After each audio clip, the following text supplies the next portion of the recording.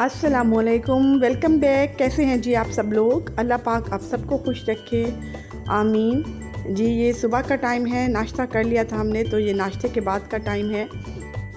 तो आज मैंने सोचा कि आज तवा साफ़ कर लूँ। काफ़ी गंदा हुआ था, इस पर कार्बन जम गई थी और चिकनाहट काफ़ी हो गई थी। तो हालांकि मैं 2-3 दिन के बाद इसको धो लेती हूँ, लेकिन फिर भी काफ़ी चिकनाहट हो गई थी। तो आज सोचा कि इसको मैं गर्म पानी से धो लूँ। तो गर्म पानी में थोड़ा सा सिरका ऐड कर दिया था मैंने। तो काफ़ी देर मैंने डिप करके रख दिया है। तो उसके बाद मैंने इसको अच्छी तरीके से वॉश कर लिया था। हल्के हाथों से छुरी की मदद से मैंने इसकी चिकनाहट भी उतार दी थी। तारों की स्कॉच से मैं इसको मज़ीद साफ़ कर रही हूँ। अच्छा, नाश्ते के बाद जो ये छोटे छोटे काम होते हैं ये कर लेती हूँ मैं पहले ही, क्योंकि फिर उसके बाद मासी आ जाती हैं तो वो क्लीनिंग करती हैं। तो मेरी कोशिश होती है कि मासी के आने से पहले मैं छोटे छोटे काम कर लूँ, जैसे बेडशीट चेंज करना या किचन काउंटर वगैरह साफ़ करना। तो मासी मेरी डस्टिंग नहीं करती, तो फिर जैसे ही वो क्लीनिंग करती है तो मैं साथ साथ डस्टिंग भी कर लेती हूँ। बस ये छोटे छोटे काम होते हैं जो दिखते तो नहीं हैं लेकिन काफ़ी टाइम ले लेते हैं।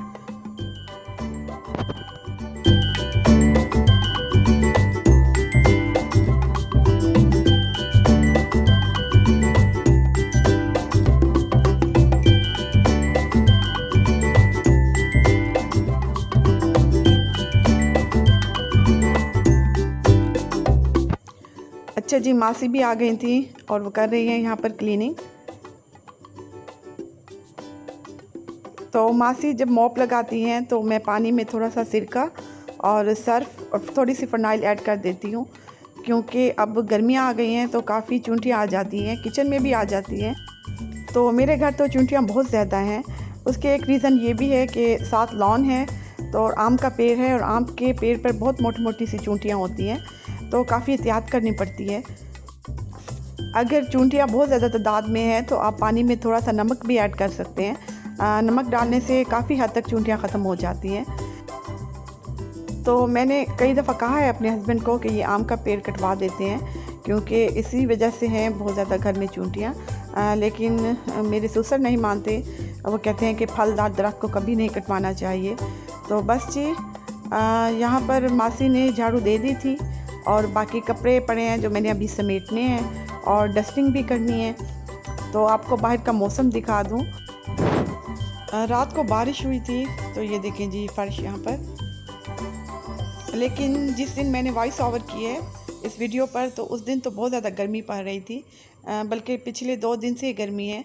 तो ये व्लॉग मेरा 3-4 दिन पहले का बना हुआ है। बस जी, मैं आ गई थी किचन में और बच्चों को बना कर दे रही थी चिप्स, और बच्चे कह रहे थे कि हमने फिंगर चिप्स खानी है और वो भी बेसन वाली। तो मैं अक्सर इनको इसी तरह बना कर देती हूँ। तो हमारे घर के पास मिलती हैं बेसन वाली चिप्स, तो बच्चे वो अक्सर मंगवा कर खाते हैं। तो हम ना यही कह रही थी कि मम्मा हमने बाहर वाली चिप्स खानी है। तो मैं इनसे कह रही थी कि आज आपको बाहर वाली ही चिप्स बना कर देती हूँ। तो बस मैंने थोड़ा सा बेसन लिया है और इसमें लाल मिर्च डाली है और थोड़ा सा नमक ऐड करूँगी, थोड़ी सी अजवाइन और ज़ीरा भी डालूँगी। अगर आप चाहें तो इसमें थोड़ा सा चाट मसाला भी ऐड कर सकते हैं। तो बच्चे तो मेरे बहुत शौक़ से खाते हैं, क्योंकि इससे काफ़ी क्रिस्पी और क्रंची सी बनती है चिप्स। अच्छा, बेसन थोड़ा सा थिक होना चाहिए, क्योंकि थोड़ा सा भी पतला हुआ तो वो चिप्स से उतर जाएगा और इसी तरह क्रंची नहीं बनेंगे। बस इतना थिक हो जो चिप्स पर लग जाए बेसन। और आधे घंटे के लिए आप इसको छोड़ दें, ताकि इसमें नमक भी और मसाला जो हमने ऐड किया है वो अच्छी तरीके से रच जाए। अच्छा, पहले मैंने एक दफ़ा बनाई थी बेसन वाली चिप्स, तो बिल्कुल अच्छी नहीं बनी थी, सारा बेसन ही उतर गया था। लेकिन फिर मैंने 1 या 2 दफ़ा ट्राई किए हैं, तो फिर उसके बाद काफ़ी अच्छी बनी थी। और बस जब आप ऑयल में चिप्स डालें तो बिल्कुल हिलाएं नहीं इसको, क्योंकि क्रिस्पी होने पर ये खुद ब खुद अलग हो जाती हैं। और ये देखें यहाँ पर ये अलग हो गई हैं और बेसन भी नहीं उतरा बिल्कुल। बस आँच आपने तेज़ रखनी है।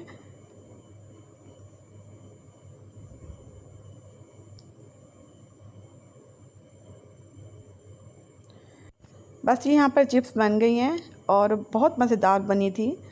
बच्चे तो मेरे बहुत एंजॉय करते हैं, और अब्बू ज़र तो पहले बिल्कुल नहीं खाता था चिप्स, लेकिन जब से मैंने उसको इस तरह बना कर दिए हैं तो वो भी शौक़ से खाने लगा है।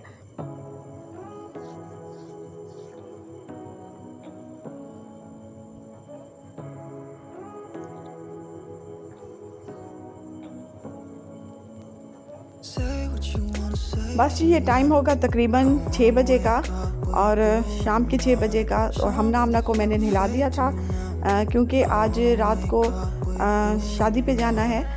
तो बस इनको मैंने जल्दी से नहला दी है क्योंकि ख़ुद रेडी होने से पहले मैं इनको नहला देती हूँ। तो यहाँ पर जी थोड़ा सा टाइम था तो इन्होंने कहा कि मम्मा आप हमारे साथ कैरम बोर्ड खेल लें। तो बस मैं भी बैठ गई थी थोड़ी देर के लिए। बहुत अच्छी गेम है, बच्चे बड़े शौक़ से खेलते हैं और मुझे तो काफ़ी पसंद है क्योंकि बच्चे आराम से बैठ जाते हैं। अबू ज़र तो वैसे भी इनके साथ नहीं खेलता, उसको तो बाहर जाने की होती है अपने दोस्तों के पास, तो फिर मैं ही इनके साथ खेलती हूँ। और यहाँ पर जी ये एंजॉय कर रहे हैं।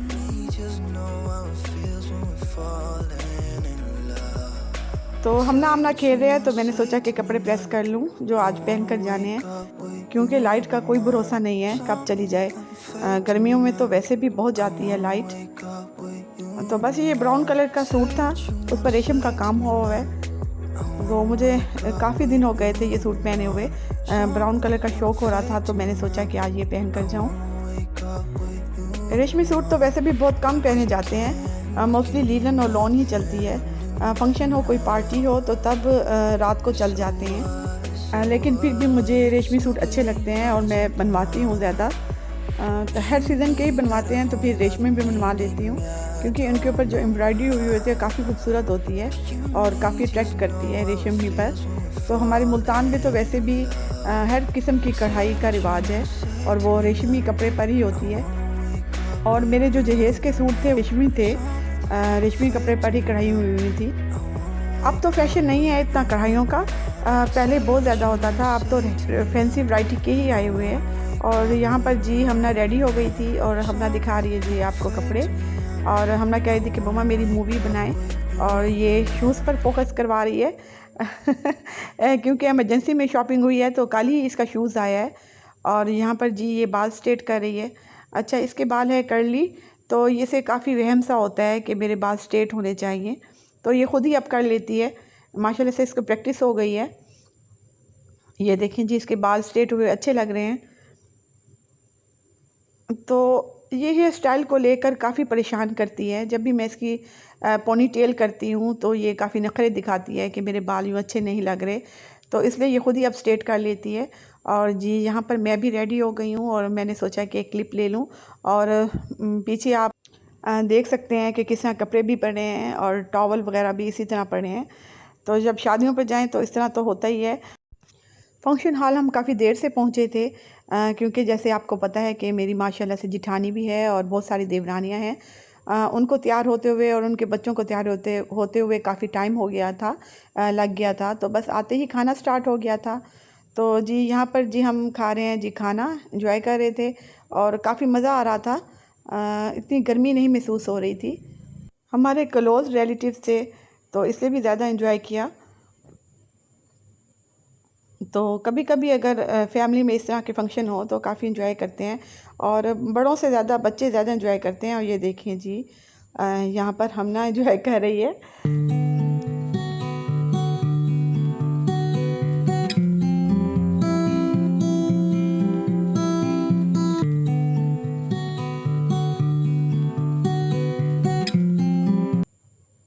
अच्छा जी, ये नेक्स्ट डे का व्लॉग है और शब बारात का दिन था। तो हमने सोचा कि क्यों ना हम घर के अफराद ही कुरान पाक पढ़ लें और साथ ये क़िरात भी कर लें। तो इसलिए हम चिकन धो रहे थे, बड़े और बच्चे सब मिलकर बैठकर पढ़ लेते हैं। माशाल्लाह से घर के अफराद ज़्यादा हैं, देवरानियों वाला घर है हमारा, तो बच्चे भी पढ़ लेते हैं, हम सब बड़े भी पढ़ लेते हैं, बैठकर मिलकर खा लेते हैं।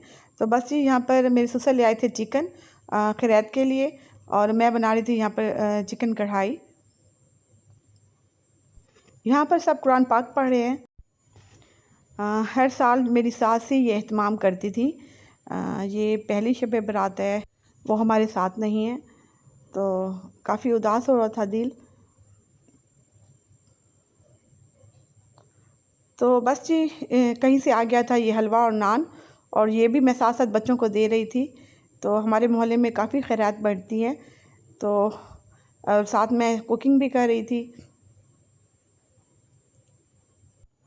अच्छा, किचन में लाइट बहुत ज़्यादा कम थी, हालांकि दिन का टाइम था, लेकिन लाइट काफ़ी कम थी क्योंकि मैं अपनी देवरानी के किचन में बना रही थी सालन, तो कोई आइडिया नहीं हो रहा था क्योंकि अपने किचन में तो पता होता है कि किस तरह बनाना है और सामान वगैरह का भी पता होता है।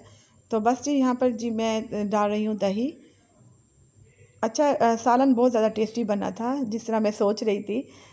ससुर ने भी कहा कि वाकई बहुत टेस्टी बना हुआ है, क्योंकि कम चीज़ तो मज़ेदार बन जाती है, लेकिन अगर ज़्यादा हो तो फिर थोड़ा सा डर लगा रहता है कि किस तरह बनेगा। तो बस जी यहाँ पर मैंने दही डाल दी थी इसमें और इसको मैं अच्छी तरीके से भून लूँगी। कैमरा मैंने अबू ज़र को ही पकड़वा दिया था, ट्राईपॉड घर ही पड़ा था, वो मैं लाना भूल गई थी। और अबू ज़र मुझसे पूछ रहा था, मम्मा ये हम शब बारात क्यों खैरात करते हैं, शब बारात के दिन क्यों हम ख़त्म पढ़ते हैं। तो बस मैं उसको बता रही थी, बेटा ये दिन और ये रात बहुत बाबरकत रात होती है। हमें चाहिए कि हम इस रात बहुत ज़्यादा इबादत करें, जितना कुरान पाक हो सके हम पढ़ें, क्योंकि ये अल्लाह ताला इस रात हमारी मग़फ़िरत फरमाता है। बस जी व्लॉग को एंड करती हूँ, मिलती हूँ आपसे नेक्स्ट व्लॉग में। अल्लाह हाफ़िज़।